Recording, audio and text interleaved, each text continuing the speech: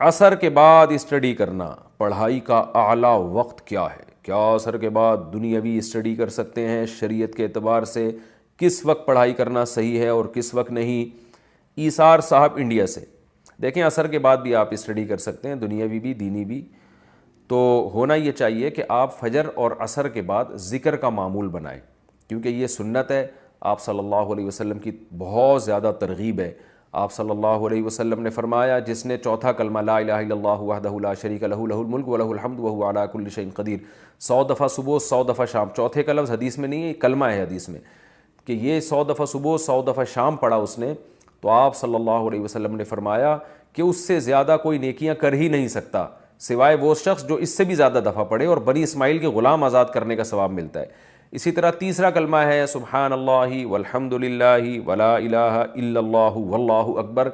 آپ صلی اللہ علیہ وسلم نے فرمایا یہ کلمات ایسے پیارے کلمات ہیں کہ سورج ان سے زیادہ اچھے کلمات پر طلوع ہی نہیں ہوتا، وہ کما قال صلی اللہ علیہ وسلم۔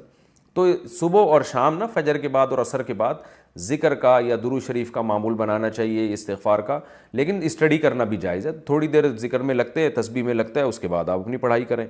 رہا یہ مسئلہ کہ شریعت کے اعتبار سے کس وقت پڑھائی کرنا بہتر ہے کس وقت نہیں ہے، دیکھیں اس میں شریعت خاموش ہے، کیونکہ یہ میڈیکل سائنس کا مسئلہ ہے، یہ شریعت کا مسئلہ نہیں ہے۔ تو میڈیکل سائنس اور جو ماہر حکیم ہیں وہ کہتے ہیں صبح کے وقت انسان کا دماغ بہت فریش ہوتا ہے، تو اس وقت جو چیز یاد کی جائے دماغ میں اچھی طرح سے بیٹھ جاتی ہے، دماغ فریش ہوتا ہے۔ سب سے بہتر جو ہے نا پڑھنے والوں کے لیے جو ایک فارمولہ ہے جو میں بتا رہا ہوں آپ کو، اگر آپ نے اس پر عمل کر لیا تو آپ کے تھوڑے وقت میں بہت برکت ہو جائے گی۔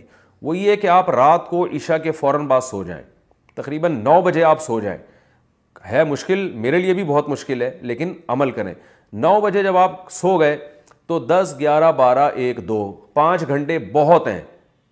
2 بجے آپ اٹھ جائیں، 2 بجے اٹھنے کے بعد آپ وضو کریں، تہجد کی نماز پڑھیں، دعا مانگیں، اس کے بعد آپ اسٹڈی کے لیے بیٹھ جائیں، مزہ نہ آئے پیسے واپس۔ اتنا فریش دماغ ہوگا آپ کا، اور اتنے کم وقت میں آپ بہت اچھا کام کر سکتے ہو، اسٹڈی کر سکتے ہو، آپ جو ہے وہ حافظہ آپ کا اس وقت بہت تیز ہوگا، اور صحت بہت اچھی ہونا شروع ہو جائے گی۔ پھر جب فجر سے تھوڑی دیر پہلے آپ بہت تھک جائیں پڑھ کے، تو فجر سے پہلے اذان کے بعد 10-15 منٹ نیند لے لیں، جیسے کہ نبی صلی اللہ علیہ وسلم کی سنت ہے کہ آپ فجر کی اذان اور فجر کی نماز کے دوران تھوڑی دیر آرام کیا کرتے تھے، تو اس سے آپ اور زیادہ فریش ہو جائیں گے، ہٹو بچوں سے بھی اوپر کی چیز ہو جائے گی۔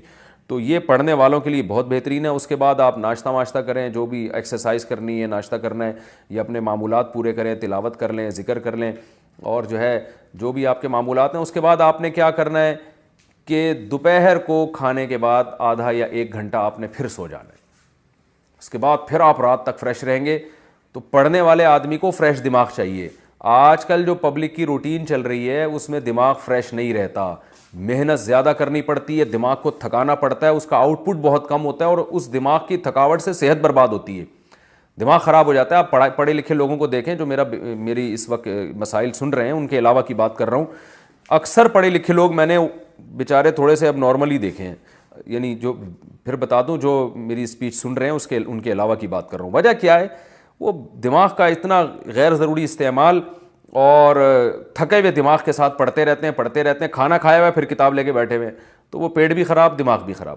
تو یہ جو میں نے آپ کو روٹین بتائی ہے بڑی خاندانی قسم کی روٹین ہے، اس پر عمل کریں، مزہ نہ آئے پیسے واپس، انشاءاللہ بہت فائدہ ہوگا، انشاءاللہ بہت زیادہ فائدہ ہوگا۔